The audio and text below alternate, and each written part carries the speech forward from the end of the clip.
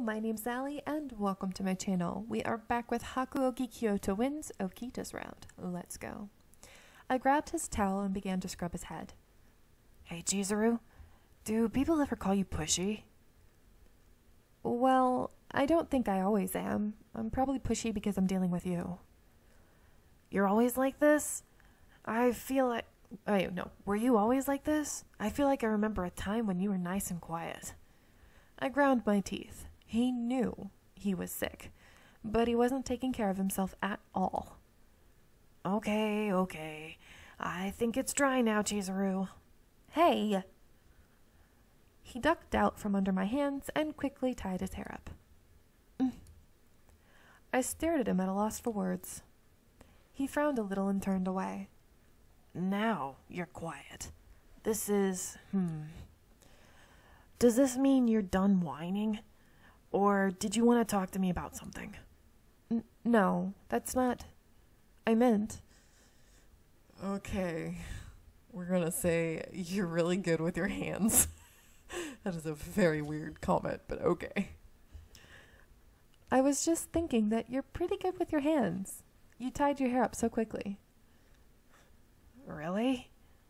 Didn't think it was that impressive. Maybe I'm just used to it.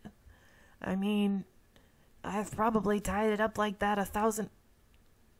He stopped mid-sentence and turned to stare at me. What's wrong?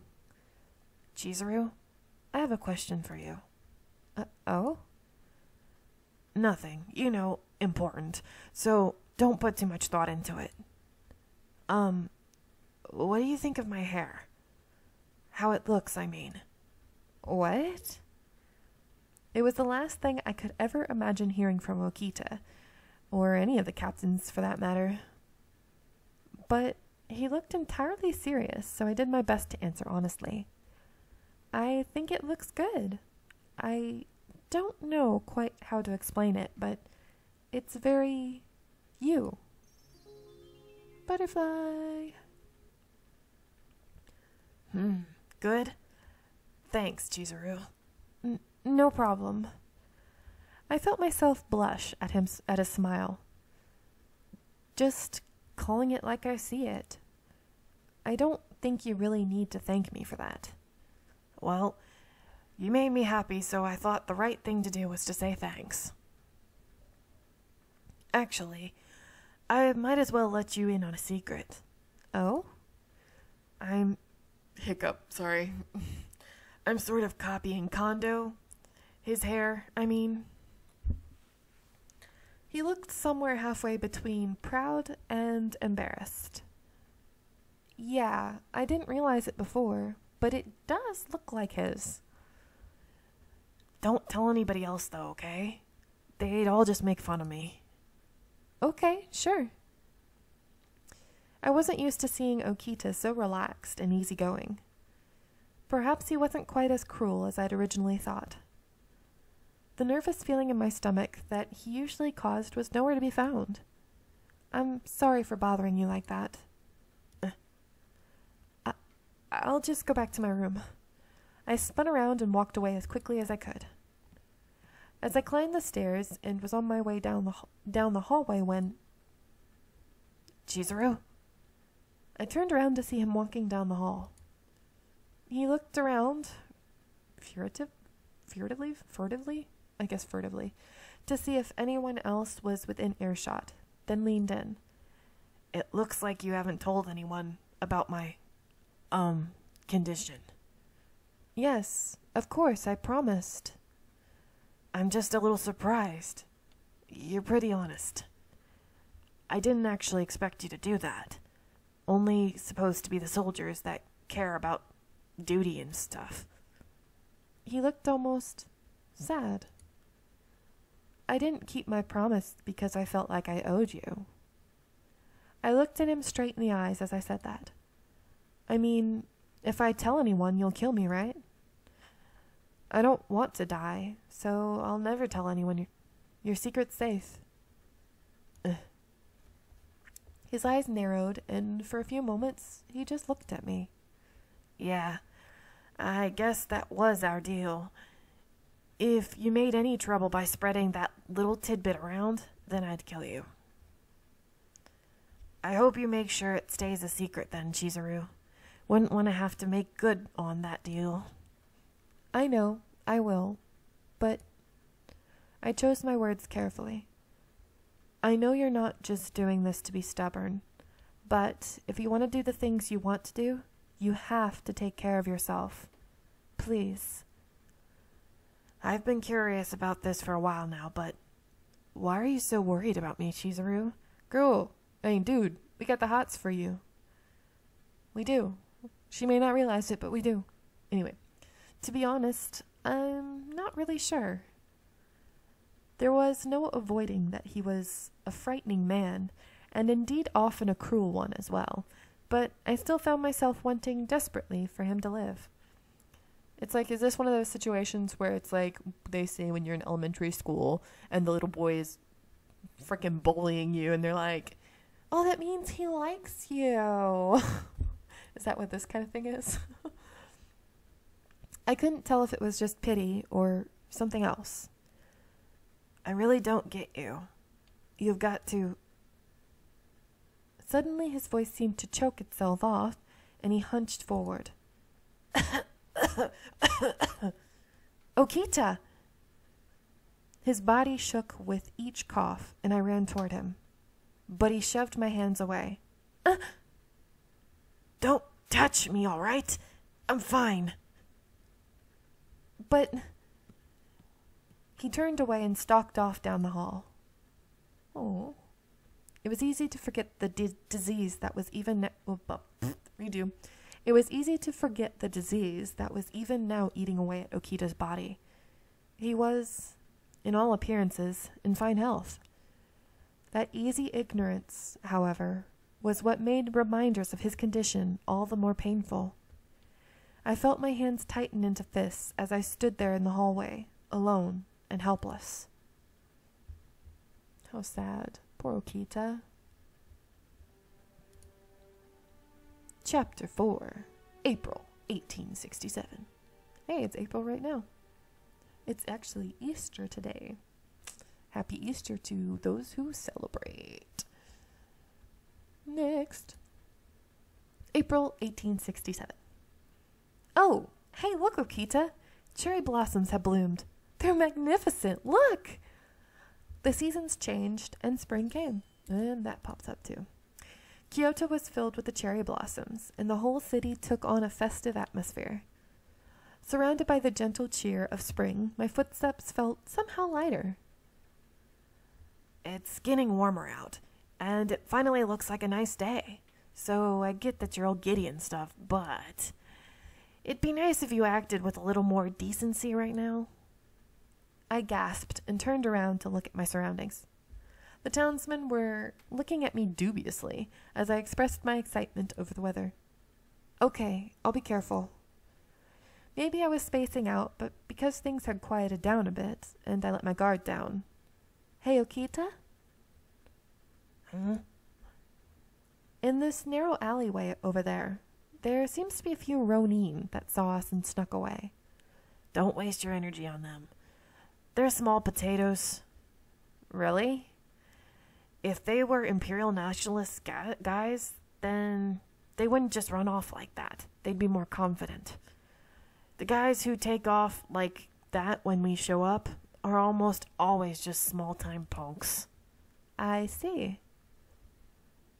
But honestly, I don't think there are any Ronin left in Kyoto with the balls to start something with us. The Shinsengumi's gotten pretty famous around Kyoto, hasn't it? And this pops up again. That uniform stands out a lot, too. Well, could be infamous, depending on who you ask. When the men wore their uniforms, people seemed to notice them at first glance, which at first probably seemed like a good thing, but their uniform had become a symbol. But there was some argument among the Shinsengumi about if they should adopt a new one. Some people, such as Ito, felt that the uniform should be changed because it wasn't fashionable.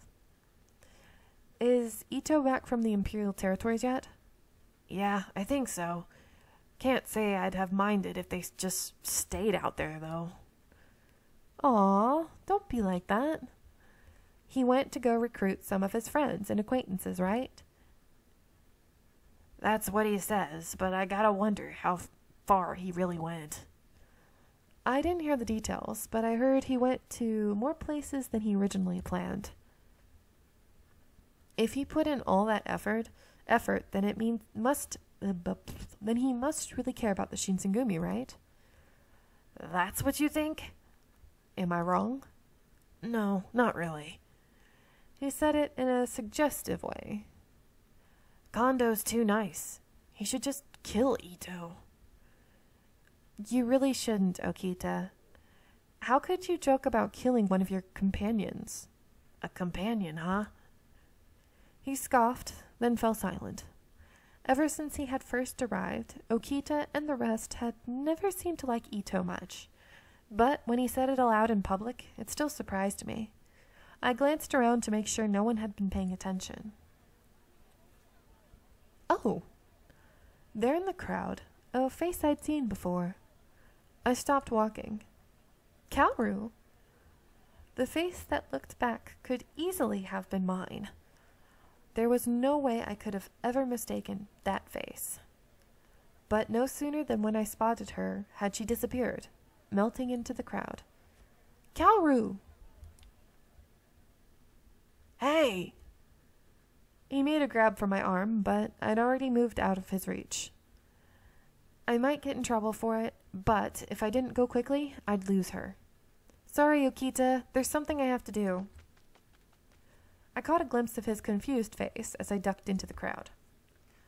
How many times do I have to tell her not to run off without permission? Why can't she look at this from my point of view?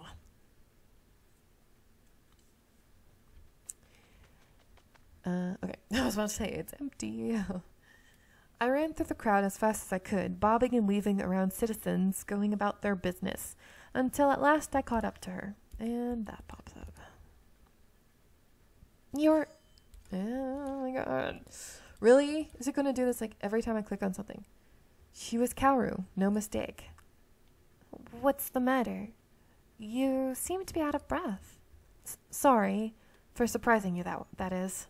Kaoru, do you remember me? Yes, you were with the Shinsengumi. I remember you. May I ask you something? My, what is it? I gulped. I knew I had to choose my words carefully when asking her. One of the Shinsengumi, never heard of that. Okay, interesting. One of the Shinsengumi saw a girl who looked like me at the Sanjo Ohashi Bridge a while ago. Could that have been you? I don't know. I do go to the Sanjo Ohashi fairly often. But if I were there, would that have been a problem? Oh. I was embarrassed for asking her what seemed to be an irrelevant question, but her eyes thinned. Perhaps what you truly wanted to ask me is whether I've been there at night, am I right? Could it be? If it was an autumn night, and you got in the Shinsengumi's way, then you... What happened to his voice? Then you and I are gonna need to have a little talk.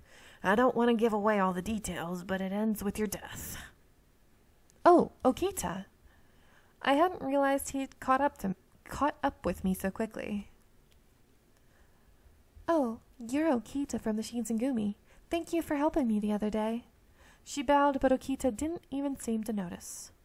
So, you're gonna answer the question? Were you there that night? Okita wore the same half-smile he always did, but his body was as tight as a bowstring, ready to have his blade in hand at a moment's notice. My death? Please don't say scary things like that. Lots of people pass by Sanjo Ohashi during the day. At night, though, I don't go near it, because of the notice board stuff.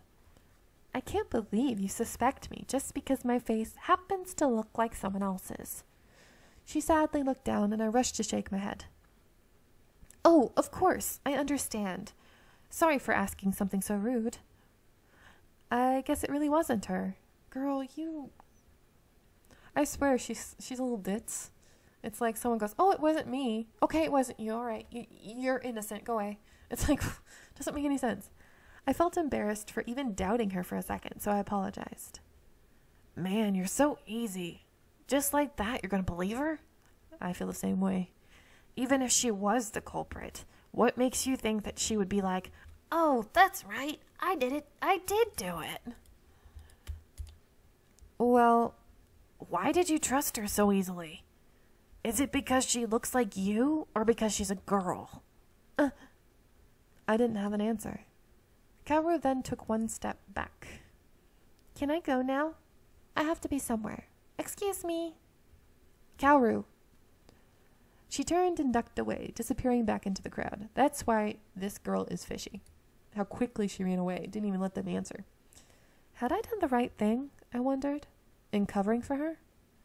I was pondering whether or not I should give chase again when I heard Okita begin to cough. Okita, are you okay? Okita? Stay back. That sounded really weird, sorry. As I stepped toward him, he flew out a hand and twisted his face upward to glare at me. I'm fine. So just stay there, okay? It was the sheer force of his personality that stopped me, not just his words. For a little while he coughed as if his lungs were going to collapse. Eventually his coughing slowed and began to subside. I didn't want to do 3 pants, so you can deal with 1. His cough finally ended, and he wiped his sweat and looked up. Okita, is something wrong? Like what? I mean, why don't we find somewhere to rest? You don't look too well. Oh, I was just tired. I mean, you did make me run all the way here. And besides, we're in the middle of a round. We have no time to rest. But... No buts. I'm fine. Now, about the girl Kaoru. Asking her about the thing with the notice board was important. I agree with you. But no. Because of how important that is, you shouldn't have run off on your own like that. What if she had been an enemy of ours? What if she had accomplices hidden nearby? Could you have handled it alone? Well, did you even consider that possibility? That she'd planned to lure you here? There's not that many people here. No one would notice if you screamed, and it's a great spot for an ambush, you know. You're right. She hadn't tried to attack me, but Okita was right. Next time, I might not be so lucky. I could have easily run right into a trap. You need to be more careful, all right? I can take care of you, but without me around, you're just a useless kid.